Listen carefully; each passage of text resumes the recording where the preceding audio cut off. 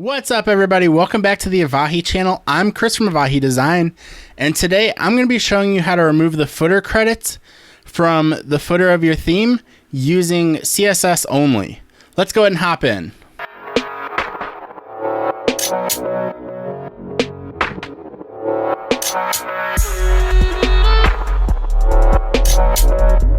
It's pretty simple. So you're going to log on to your website, and the first thing we need to do is get a plugin.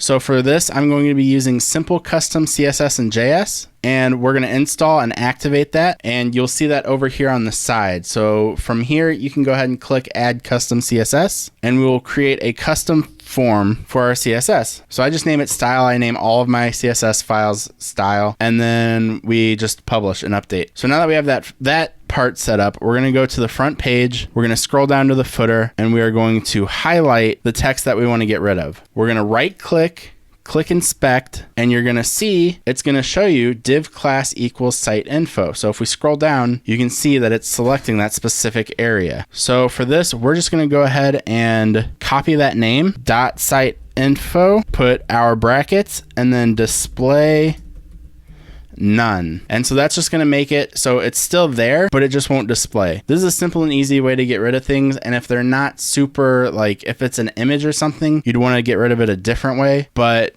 for 2 lines of text, this will work just fine. It's not going to cause any issues with like load time or anything. Now that we've updated that, if we go ahead and go back to our homepage and refresh and go to our footer, you'll see that there's nothing in our footer now. So that's how you remove the footer credits from the footer of your theme using CSS only. If you enjoyed this video, make sure you hit like and subscribe, and I'll see you guys next week.